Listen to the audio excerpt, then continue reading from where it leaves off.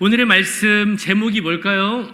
제목은 집중입니다. 조금 더 좀 넓혀서 말씀드리자면 하나님께 집중하는 삶이라는 말씀으로 오늘의 말씀을 나누길 원합니다. 오늘 말씀의 배경은 본래는 마태복음 24장이에요. 13절 말씀에 그런 말씀이 있습니다. 끝까지 견디는 자는 구원을 얻으리라. 점점 마지막 때가 되어가고 있습니다. 최근에 목사님 설교에서도 그랬고 항상 나오는 주제 중에 하나가 마지막 때예요. 우리의 소망과 바람은 이 땅이 아닌 어디에 있다? 하늘에 있다. 더 나은 본향을 뭐 해야 된다? 바라보아야 한다. 뿐만 아니라 우리 청년부, 학생부 설교와 성경 공부 시간에도 우리가 기억이 또 안 나실 수도 있겠지만 제가 성경 공부를 했기 때문에 종말론과 영적 전쟁에 대해서 저희가 몇 번 성경 공부를 했던 기억을 하실 거예요. 그러면서 기도하는 가운데 오늘의 말씀을 주셨습니다. 지금은 예전에는 볼 수 없었던 이 전염병들이 많아지기 시작하고 있어요. 또한 지금도 러시아, 우크라이나, 이스라엘, 이란 그 외 수많은 나라들이 전쟁을 하고 있고요. 북한의 도발, 각처의 기근, 자연재해, 지금 저희 나라도 이제 좀 달라졌다고 얘기를 하죠. 지금 광명 사시는 분들은 무슨 말인지 잘 이해를 못 하실 수도 있는데 저 경남이나 그쪽, 무안 이런 쪽 이번에 그 비로 인해서 피해 입은 그 곳들에 혹시 가족들이 살고 계시는 거 아는 분들이 있다면 무슨 말 하는지 아실 거예요. 이제 옛날 같지 않다라는 거죠. 저희 나라도. 한번 들이닥치면 끝이 없어요. 3주 만에 또 비가 와서 또 난리 나고 막 살 길이 없다 뭐하다 지금 이게 점점 거세어지고 있는 게 지금의 이 시대인 것이죠. 최근 몇 년 사이에 있었던 일들이 우리로 하여금 다시금 마지막 때가 가까이 오고 있음을 말해주고 있는 거예요. 우리 하나님의 사람들 입장에서는 근데 이게 이상할 일은 아니라 이미 하나님께서 마지막 때가 되면 이러한 일들이 있을 거라고 말씀을 하셨습니다. 그리고 오늘 본문 말씀에서 사도 바울은 마지막 때가 될수록 뭐를 해라? 세월을 아껴라. 왜냐하면 때가 악하기 때문에. 시대가 악하다는 것이죠. 시대가. 그리고 점점 더 악해질 거예요. 그리고 반대로 마귀들도 자신들의 이 마지막 때가 다가오고 있다는 것을 알기 때문에 한 사람이라도 더 넘어뜨려서 지옥으로 인도하려고 할 것이기 때문입니다. 자, 그렇다면 이 세월을 아끼라는 말의 의미가 무엇일까요? 세월을 아껴라.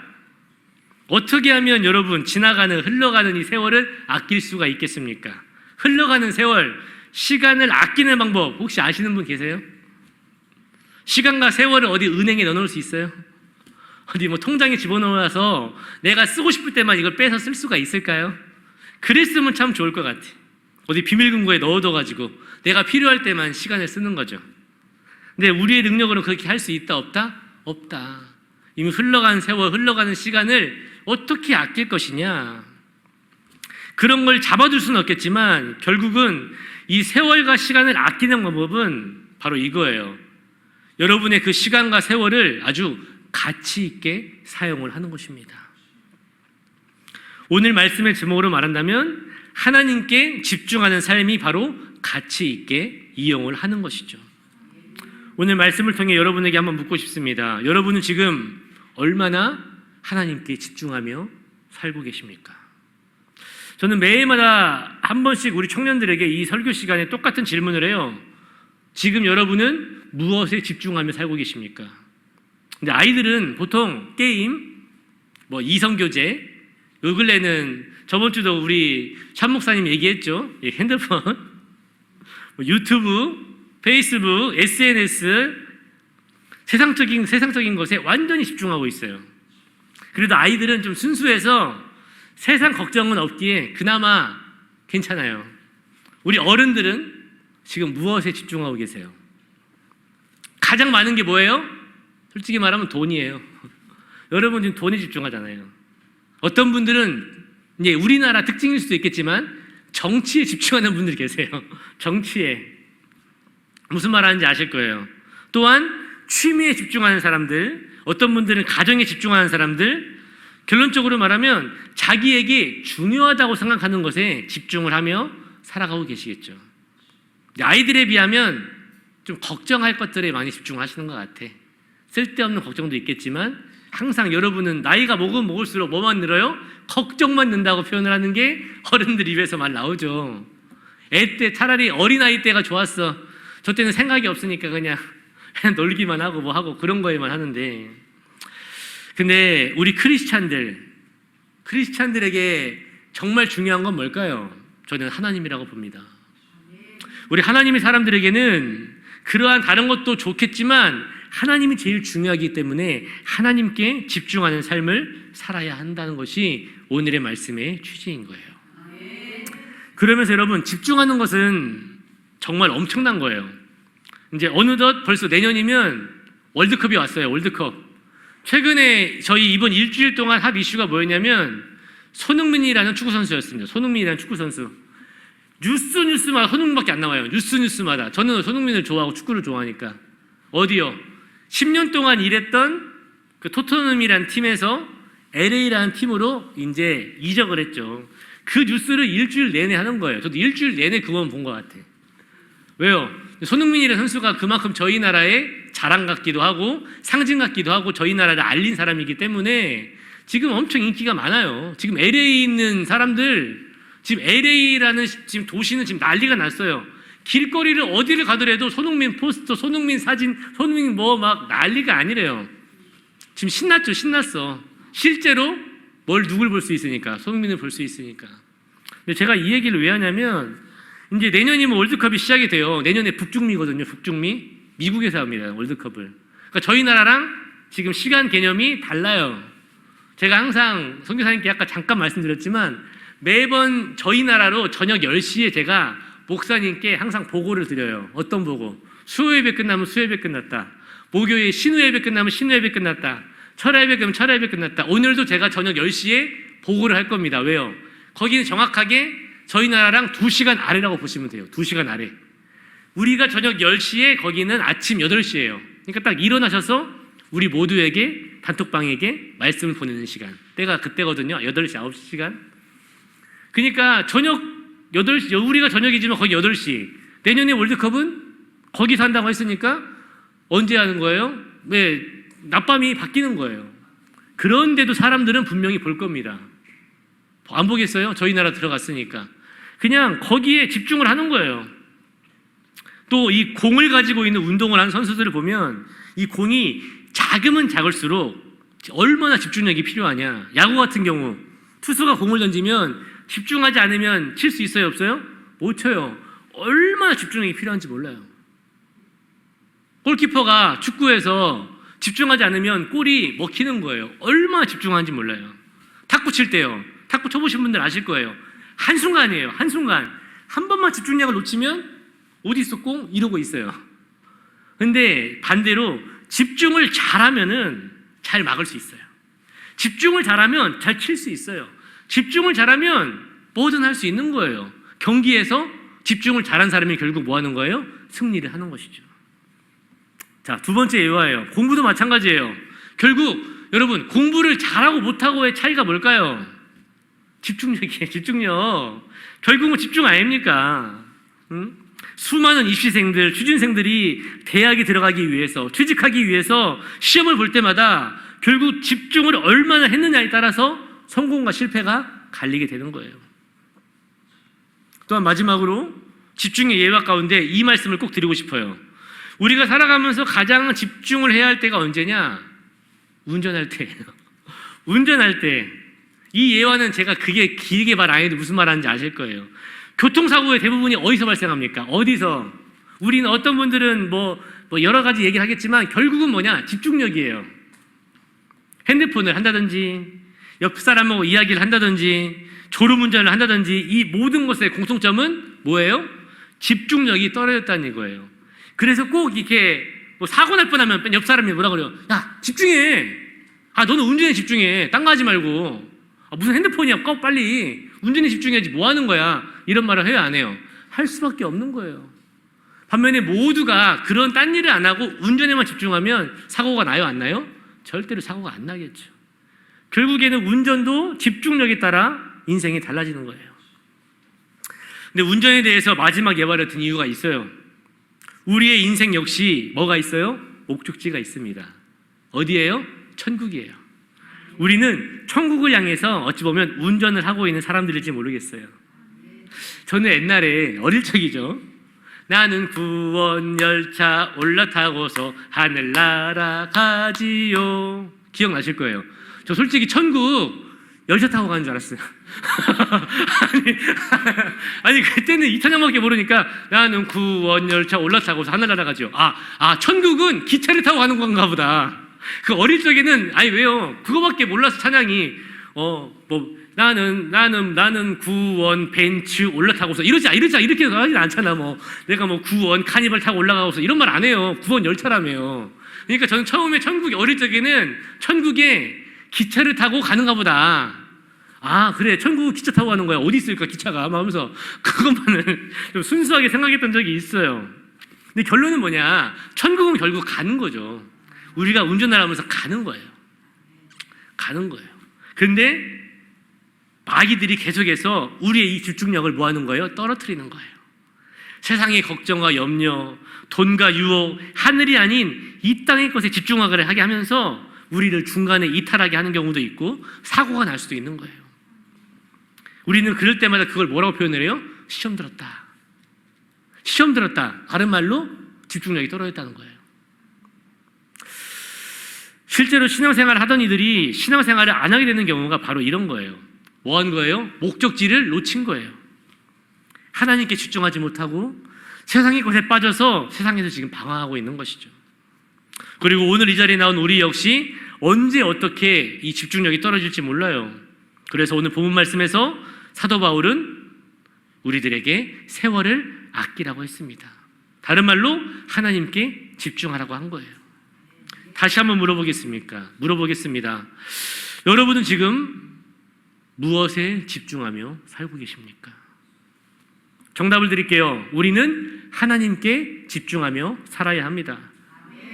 자, 그러면 하나님께 집중한다는 것은 과연 어떻게 하면 하나님께 집중할 수 있는가? 오늘은 두 가지만 말씀을 드릴게요. 첫 번째, 여러분 예배에 집중하셔야 돼요. 예배가 없이는 하나님께 나아갈 수 없기 때문이죠. 예배에 나와야 하나님의 말씀을 들을 수 있기 때문에 우리는 예배에 집중하셔야 돼요. 결국 사람들은 무엇을 많이 듣느냐에 따라서 집중력이 달라져요. 하나님의 말씀을 많이 들으면 하나님께 집중할 수밖에 없는 거예요. 근데 세상의 말을 많이 들으면 세상의 것에 집중할 수밖에 없는 것이죠. 그래서 하나님께서 이 땅의 유산으로 뭘 주신 거예요? 교회를 주신 거예요. 하나님께 집중할 수 있는 곳. 이건 누구나 느끼는 거지만 이 세상에서 하나님께 집중한다는 게 쉽지 않아요. 왜냐하면 바빠요. 힘들어요. 지쳐 있어요.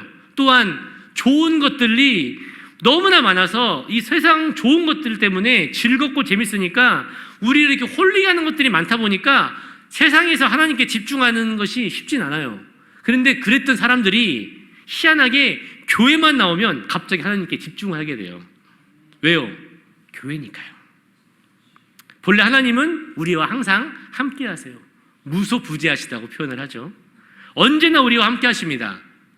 여러분의 집에서도 함께 하시고 직장에서도 함께 하시고 우리와 함께 하시는데 우리는 그걸 잘 평소에 못 느끼다가 교회만 오면 뭐가 느껴져요? 하나님이 느껴져. 교회만 오면, 예배만 오면 하나님이 느껴집니다. 왜냐하면 우리 모든 사람들의 생각 속에 교회는 하나님의 임재가 있는 곳이다 라고 이게 박혀 있는 거예요. 그래서 세상에서 망나니같이 살던 사람도 교회만 오면 얌전해지는 거예요. 여러분 혹시 교회에서 담배 피는 사람 본 적 있어요? 혹시 교회에서 술 먹고 교회 온 사람 본 적 있어요? 교회에서 막 쌍욕하는 사람 본 적 있어요? 희한하게 교회만 오면 얌전해져요. 희한하게 교회만 오면 그런 사람들도 뭔지 몰라. 양심이 있는 건지 뭔지 몰라도 안 하죠. 안 하게 되고 안 하게 되고 안 하게 돼요. 왜요? 교회니까요. 왜요? 교회에 누가 있다고 생각하니까? 하나님이 있다고 생각을 하니까. 근데 또 살짝 다른 얘기를 하자면 안타까운 것은 어떤 이들은 뭐 가정 예배, 뭐 개인 예배, 뭐 영상을 통한 예배 이런 걸 통해서 교회 요즘 뭐 별거 있어? 이렇게 교회 무용론을 말하는 분들이 있어요. 근데 그건 틀린 거예요.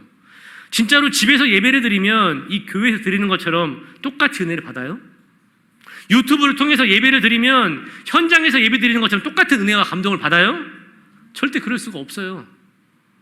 우리는 코로나를 통해서 그거를 겪어봤기 때문에 잘 아실 거예요. 여러분, 교회 와야 됩니다. 실제로 예배를 나와서 들으셔야 돼요. 비교가 안 되는 거예요. 저는 가정 예배, 유튜브를 통한 예배를 무시하거나 비하하는 게 아니라 교회가, 예배가 얼마나 귀한지를 말씀드리는 겁니다. 우리는 예배에 집중해야 돼요. 교회에 집중해야 됩니다. 그게 바로 하나님께 집중하는 첫 번째 방법입니다. 두 번째예요. 두 번째 방법은 우리가 하나님께 집중하는 방법. 두 번째가 무엇이냐? 여러분, 바로 말씀에 집중하는 것입니다. 사진 한번 볼게요. 사진. 짜잔. 안 나오네. 사진. 저는 없어요, 여기. 제가 이러고 지금 사진을 찍고 있거든요. 지금 이 사진은 뭐냐? 우리 청년부가 올해부터 시작한 프로젝트예요. 다 지금 뭐 하고 있냐면 성경을 쓰고 있어요. 성경 필사를 하는 거예요. 이제 올해 초에 이제 항상 저희는 계획을 세워요. 근데 제가 계획 세우는 것보다 이번에 청년들에게도 제가 말을 했어요. 각자가 올해 우리 청년부의 신앙의 업그레이드를 위해서 무엇을 했으면 좋겠냐라고 물어봤어요. 다들 의견을 가져오려고 했는데 우리 지영자매가 이 아이디어를 꺼낸 거예요. 다 같이 모여서 성경을 쓰는 걸 하면 어떻겠습니까? 그래서 저 아이디어가 채택이 돼서 다 같이 성경을 쓰게 됐죠. 광명에서 좋은 카페를 섭외해가지고 다 같이 음료수도 마시고 이야기도 하면서 한 1시간 정도 다 같이 성경을 쓴 거예요. 이거 그냥 보여주기 위해서 한 거예요. 진짜 1시간 했어요. 여기 안 보이실 수도 있지만 저기 무슨 시간 되는 것까지 누가 가져왔어. 신기해. 1시간 시간 되는 게 있어요. 그것까지 가져와가지고 정말 시간을 재가면서 성경을 썼거든요. 다 같이. 예. 이외에도 각자 집에서 시간이 될 때마다 성경을 쓰고 있는 것을 알고 있어요. 이것은 홍보이자 자랑입니다. 이런 자랑은 전혀 부끄럽지가 않아요. 사진 내려주세요. 또한 각 기관들에게 도전을 드리고 싶어서 또 보여드리는 것이기도 해요. 혹시라도 저 공간이 궁금하시면 저에게 물어보시면 알려드릴게요. 분위기도 좋고 음료수만 구매하면 저 장소를 3시간 동안 빌릴 수가 있어요. 공짜로. 미리 예약을 대신 해야 돼요. 자, 여기서 중요한 포인트는 이거예요. 바로 말씀입니다. 말씀. 언제나 목사님, 선교사님 매일마다 강조하는 것이 뭐예요? 말씀이에요. 저도 항상 오늘 오후 예배, 청년부 예배 주제도 말씀이긴 한데요. 항상 설교 주제 가운데 하나가 말씀이에요. 왜요? 바로 이 말씀이 하나님께 집중할 수 있는 유일한 방법이기 때문이죠. 어떤 분들은 하나님께 집중할 수 있는 방법이 뭐 찬양도 있고 기도도 있다고 해요. 네, 틀린 말 아니에요. 그것도 맞는 말이지만 결국에는 말씀이 없는 찬양, 그거는 아니에요. 말씀이 없는 기도, 그것도 별거 아니에요. 결국 신앙의 중심에 뭐가 있어야 돼요? 말씀이 있어야 되거든요. 저도 제 옛날 예화를 들으신 적 있으실 거예요. 저도 옛날에 그랬어요. 희한하게 말씀만은 보기가 싫어. 찬양은 틀어놓으면 돼요. 기도야 분위기 따라서 그냥 주여주여 하면 돼요. 근데 이 말씀만 보기가 싫어. 하물며 쓰라고 하면은 미쳐버려. 옛날에 우리 애들이 쓰기는 쓰나, 사기는 샀는데 쓰기는 쓰나, 감사하게도 쓰더라고요. 너무나 감사했어요. 이 말씀이 힘들어요. 근데 반대로 힘들긴 힘들지만 이 말씀이 그 누구 무엇보다 하나님께 집중할 수 있는 방법이에요. 이 말씀을 통해서 하나님을 알아갈 수 있고요. 이 말씀을 통해서 하나님의 응답을 받을 수 있고요. 이 말씀을 통해서 하나님께서 우리의 삶을 인도해 주시거든요. 그래서 이 말씀이 결국에는 뭐예요? 하나님께 집중할 수 있는 두 번째 방법이라는 것입니다. 우리 안에 말씀이 있어야 하나님께 집중할 수 있어요. 여러 방법으로 말씀에 집중할 수 있어야 됩니다. 방금 보여드렸던 쓰기 성경도 그 중에 하나이기도 하고요. 그 외에도 수많은 방법이 있어요.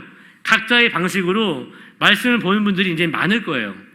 최소한 한 가지 방법 알려드릴게요. 매일 아침마다 우리 교회 단톡방에 우리 목사님께서 보내주시는 말씀만 읽어도 여러분이 하루에 한 번은 말씀을 먹잖아요. 그게 뭐 하는 거다? 하나님께 집중하는 방법이다. 우리 모두 말씀을 가까이 하여서 하나님께 집중하기를 원합니다. 그것이 바로 하나님께서 오늘 우리에게 주시는 귀한 뜻입니다. 결론입니다. 마지막 때일수록 마귀는 이 세상의 것에 집중하게 만들어서 우리로 하여금 하나님께 집중하지 못하게 만들고 있어요. 하지만 우리는 그런 것에 속지 말고 하나님께 집중해야 됩니다. 어떻게 집중할 수 있습니까? 예배에 집중하셔야 됩니다. 또한 말씀에 집중하셔야 됩니다. 교회에 집중하셔야 됩니다. 우리가 하나님께 이렇게 집중할 때 하나님의 놀라운 역사가 여러분의 삶 가운데 또 우리 교회 가운데 이루어지게 될 줄 믿습니다. 오늘 말씀을 통해 하나님께 더욱 집중하는 삶을 살아가는 저와 우리가 되기를 간절히 소원합니다. 기도하시겠습니다.